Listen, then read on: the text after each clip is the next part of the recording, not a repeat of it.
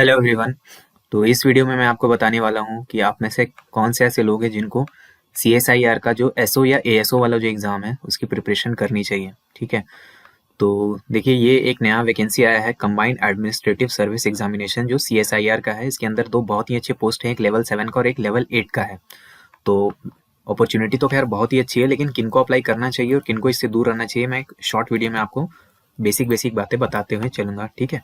मेरा जो भी एक्सपीरियंस होगा वो यहाँ पे लिखा हुआ है। अगर आप लोग चैनल पे नए हैं तो वीडियो को पॉज करके यहाँ से मेरे बारे में पढ़ सकते हैं, ये बेसिक बातें हैं। ठीक, चलिए अब मेन बात पे आते हैं कि कौन कौन से फैक्टर्स को आपको कंसिडर करना चाहिए। सबसे पहले एग्जाम डेट को कंसिडर करना चाहिए, जो कि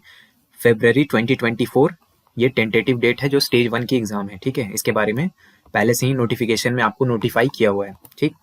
दूसरी बात यह है कि आपको वैकेंसी का भी थोड़ा ध्यान तो रखना चाहिए, हालांकि बहुत ज़्यादा आपको इसके ऊपर लोड लेने की बात नहीं है। तो ये जो लकी नंबर है ये यहाँ पे दिख रहा है, यही टोटल वैकेंसी है। ठीक है, तो ये एसओ और एएसओ मिला के है। ऑब्वियसली आप में से ज़्यादातर लोग जो अप्लाई करोगे वो दोनों के लिए करोगे, कोई भी इतना ऐसा नहीं होता कि एक के लिए करेगा। बाकी इसमें एज लिमिट भी शायद ठीक ठाक अच्छी है, ज़्यादा है तो जिनका एज वगैरह का इशू है शायद वो भी अप्लाई करेंगे। लेकिन फिर भी मैं एक जनरल बता देता हूँ कि अगर आप सिर्फ एक एसएससी एस्पिरेंट हो, यूपीएससी एस्पिरेंट हो, दूसरे एग्जाम्स की करते हो, तो किनको इस तैयारी में कूदना चाहिए। सबसे पहले जो यहाँ पे है, आप सिलेबस और ब्रेकअप ऑफ मार्क्स यहाँ पे देख लो। ठीक है, जनरल अवेयरनेस के नाम पे आपसे हिस्ट्री पूछ रहे हैं, इसमें सारा कुछ कवर हो जाएगा हिस्ट्री वाला। ठीक है, कॉन्स्टिट्यूशन है, governance, social justice, current affairs है, फिर इंग्लिश के कुछ पार्ट है। तो इंग्लिश का भी ठीक ठाक वेटेज है, 50 क्वेश्चन आपको इंग्लिश से आएगा। तो थोड़ा जिनको इंग्लिश में प्रॉब्लम है उनको भी समस्या हो सकती है, हालांकि उतनी समस्या नहीं होगी, बहुत ज़्यादा इसमें प्रॉब्लमैटिक क्वेश्चंस नहीं आते। लेकिन हाँ, जिनको एसएससी वाली इंग्लिश में इशू है उनको यहाँ पे भी सेम इशू फेस करना होगा। ठीक, उसके बाद यहाँ जनरल इंटेलिजेंस, रीजनिंग और मेंटल एबिलिटी के नाम पे आपसे जनरल साइंस भी पूछ लिया गया है। ठीक है, आपसे मैथ्स और रीजनिंग तो पूछ ही रहे हैं, उसके साथ आपसे इकोनॉमिक एंड सोशल डेवलपमेंट हो गया, इन्वायरमेंट, इकोलॉजी, बायोडाइवर्सिटी, ये सब चीज़ें, एथिक्स, इंटीग्रिटी जो कि आपका यूपीएससी वाला पार्ट होता है वो है, डिसीजन मेकिंग, प्रॉब्लम सॉल्विंग, ये वाला पार्ट है, थोड़ा सा ट्रिकी होता है, मैनेजमेंट प्रिंसिपल्स है, प्रैक्टिसेस हैं थोड़ा थोड़ा, तो ये भी है। ज्योग्राफी भी आपसे नेशनल ज्योग्राफी पूछ ही ली। ठीक है, वो चैनल नहीं, यहाँ सिलेबस है। साथ में आपसे जो डिस्क्रिप्टिव का पेपर होगा उसके अंदर 2 ऐसे लिखवाए जाएंगे, एक आपसे प्रेसी राइटिंग होगी और एक लेटर या एप्लीकेशन राइटिंग होगी। तो राइटिंग का भी एक अच्छा खासा यहाँ पे आप देख लो वेटेज है, क्योंकि इन सब का वेटेज है एक। ठीक है, तो 150 लगभग आपकी राइटिंग भी अच्छी होनी चाहिए, और यहाँ पे थोड़ा सा लक भी इन्वॉल्व हो जाता है। उसके साथ आपको इंटरव्यू भी फेस करना होगा एसओ वाले में, और एएसओ में आपको सीपीटी भी फेस करना होगा। ठीक है, तो टेक अवे क्या हुआ इससे कि सिलेबस जो है वो मिक्सचर क्या है, यूपीएससी के सिलेबस का, एसएससी के सिलेबस का,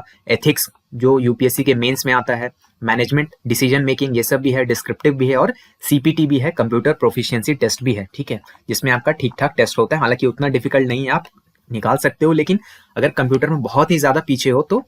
हालांकि आपको भी उतने टेंशन की बात नहीं है। ठीक है, अब यहाँ यूपीएससी देख के डरने की जरूरत नहीं है कि यूपीएससी लेवल के सवाल आएंगे, मैं लेवल की बात नहीं कर रहा हूँ, लेवल ऑब्वियसली इतना हाई नहीं रहेगा, लेकिन जो देख के लग रहा है एक लैंग्वेज, आप देखोगे जब सिलेबस को भी डिटेल्स में पढ़ोगे तो थोड़ा सा यूपीएससी वाले पार्ट को रिजेंबल करता है। हालांकि एग्जाम यूपीएससी तो शायद नहीं करवा रही है, तो टफ क्वेश्चंस उस तरह के नहीं आएंगे, लेकिन मैं आपको एक ओवरव्यू दे रहा था, एक बर्ड्स आई व्यू है कि ये सारी चीजों का यहाँ पे मिक्सचर है। ठीक है, दूसरी बात यह है कि इन सब चीजों को अगर आप स्क्रैच से प्रिपेयर करो, यानी एकदम जीरो लेवल पे हो ना, आपको ये सब आता है सिलेबस, यूपीएससी वाले जो पार्ट्स है आपके, जीएस वाले पार्ट हैं ना, वो आपका ठीक है ना, आपका मैथ्स ठीक है ना, रीजनिंग ठीक है ना, एथिक्स ठीक है ना, आपकी डिस्क्रिप्टिव ही अच्छी है, तो स्क्रैच से तैयारी नहीं हो सकती। तो अगर आप जीरो लेवल से अभी सोच रहे हो कि अभी से 2-3 महीने में हम लोग कर लेंगे,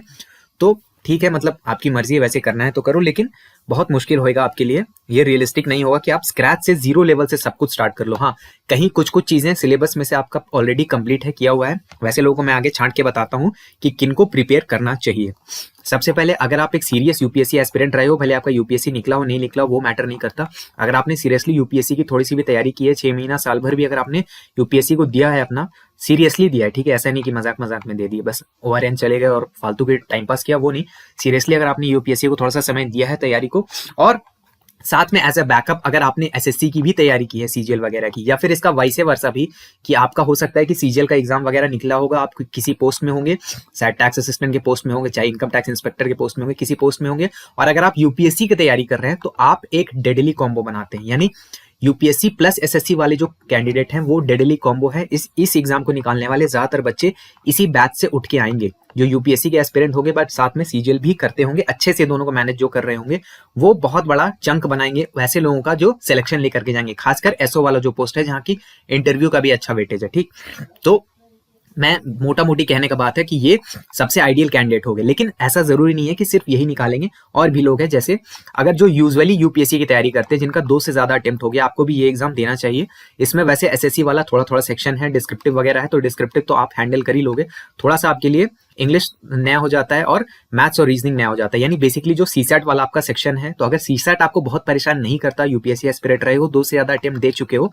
तो यहाँ पे आप ट्राई कर सकते हो, आपके लिए भी बहुत अच्छा चांस है। जितना बचा हुआ समय है उसमें एक्स्ट्रा चीजें तैयार कर सकते हो, लेकिन हाँ, अगला जो अटेम्प्ट आ रहा है मई वाला, वो भी थोड़ा सा इफेक्ट होएगा, तो ये अपने दिमाग में ध्यान में रखते हुए आप आना यहाँ पे, अगर इस लाइन में आते हो तो, क्योंकि वैकेंसीज थोड़े कम है और यहाँ पे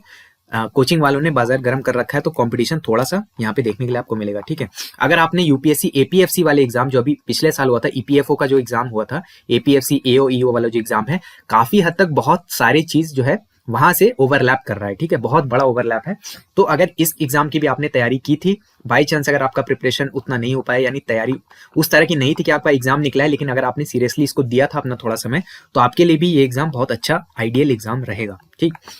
स्टेट पीएससी की अगर आप तैयारी कर रहे हो, ठीक है,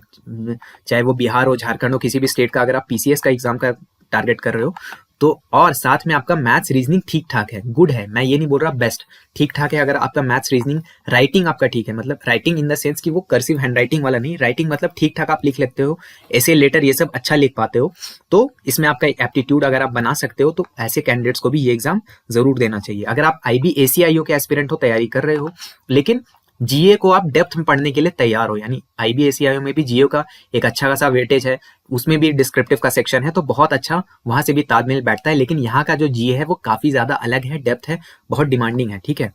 आईबी में भी ठीक ठाक है, बट आईबी से आप कंपेयर नहीं कर सकते। हाँ, आपको फायदा जरूर होगा अगर आप जीए को डेप्थ में पढ़ना चाहते हो, यानी इसका प्री रिक्विजिट क्या हो गया आईबी एसीआईओ वाले बच्चों के लिए, कि आपका जो है बाकी जो सेक्शन है, यानी कि रीजनिंग हो गया, जीके हो गया, सॉरी रीजनिंग हो गया और मैथ्स हो गया, ये सब आपका अच्छे से प्रिपेयर्ड है, तभी तो आप जीए को डेप्थ में पढ़ोगे। तो वैसे बच्चों को भी टारगेट करना चाहिए। और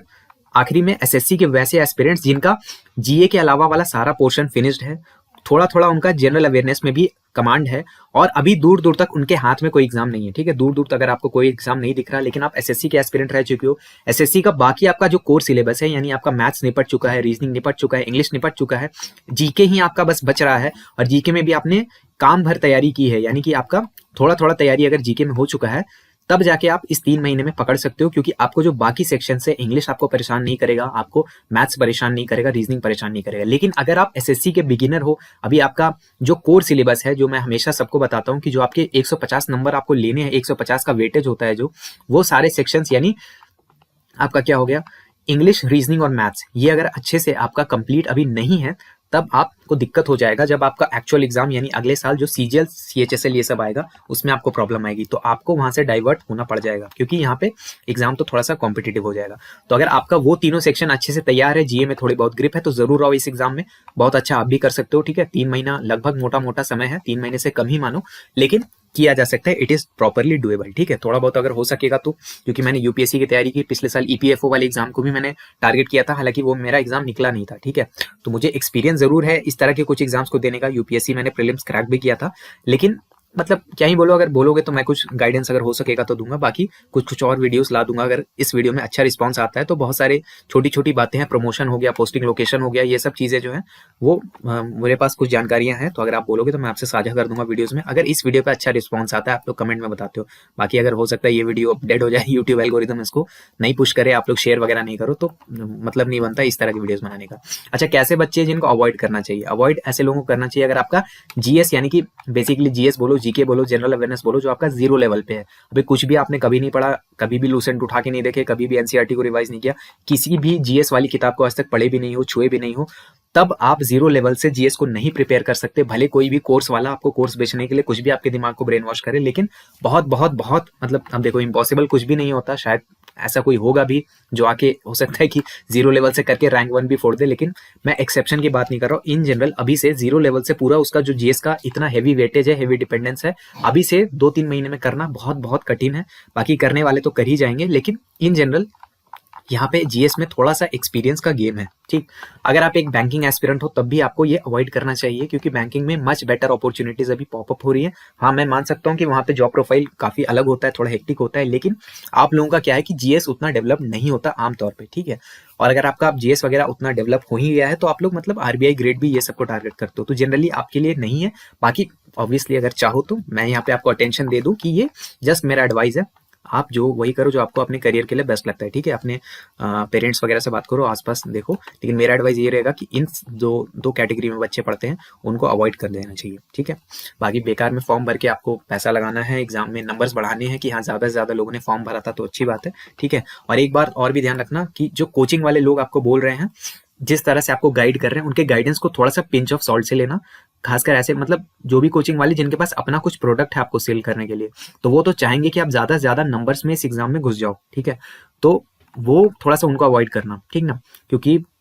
उनका एक वेस्टेड इंटरेस्ट होता है, वो कुछ भी बताएंगे आपको, स्ट्रैटेजी बताएंगे, बुक लिस्ट बताएंगे, हर चीज में वो अपने प्रोडक्ट को घुसाएंगे। तो अगर बुक लिस्ट मान लो कि एग्जाम के लिए क्रैक करने के लिए बाहर में एक अच्छी किताब अवेलेबल है, तो वो उसको नहीं रिकमेंड करेंगे, वो अपने प्रोडक्ट को वहां से घुसाते हैं, उनकी मजबूरी होती है और मैं उनको प्रॉपरली समझता हूँ। लेकिन एज एन एस्पिरेंट आपको ये समझना चाहिए कि जब आप गाइडेंस ले रहे हो तो कोई कोचिंग वाला जो चीजें आपको बोल रहा है, क्या 100% आपके बेनिफिट के लिए बोल रहा है या उसमें उसका भी कुछ बेनिफिट है, ठीक है। तो ये आपको जजमेंट करना चाहिए, कोई भी आप लोग बच्चे नहीं हो, ठीक है। तो कोचिंग वाले थोड़ा सा मतलब मैं देख रहा था खासकर एसएससी वाले बहुत सारे आपको इसके तरफ ढकेलेंगे, तो एसएससी के किन बच्चों को करना चाहिए और किन को नहीं करना चाहिए वो मैंने डिस्टिंक्शन किया। बाकी ऑब्वियसली अगर आपको लगता है फॉर्म का फीस बहुत उतना ज्यादा भी नहीं है, ऑब्वियसली ज्यादा है लेकिन उतना भी ज्यादा नहीं है, फीमेल्स वगैरह का फॉर्म नहीं लग रहा, तो मर्जी है फॉर्म डाल दो, बट एग्जाम में अपीयर होने से पहले मतलब सोच लेना कि क्या चीजें आपके फेवर में है नहीं है, ठीक है। तो बस यही था ये वीडियो। आई होप आपको वीडियो से कुछ वैल्यू मिला होगा। अगर वैल्यू मिला होगा तो वीडियो को लाइक कर सकते हो। अगर टेक्स्ट बुक का पास लेना चाहते हो तो स्क्रीन पे जो कूपन कोड आ रहा है वो कूपन कोड लगा के अगर लोगे तो आपको भी मैक्सिमम पॉसिबल डिस्काउंट मिलेगा और थोड़ा सा हमें भी उससे कुछ फायदा हो जाता है, ठीक है। तो चैनल को सस्टेन करने में, ज्यादा से ज्यादा कंटेंट को फ्री रखने में हमें फायदा होता है। बाकी आप चाहो तो उस कूपन कोड को इस्तेमाल करो, जरूर आपको बेनिफिट मिलेगा। मैक्सिमम पॉसिबल जो डिस्काउंट है टेक्स्ट बुक के प्लेटफॉर्म पे वो आपको उसी कूपन कोड से मिलता है, ठीक है। वीडियो देखने के लिए आपका बहुत बहुत धन्यवाद। मेरा नाम है ऋषिकेश। जय हिंद।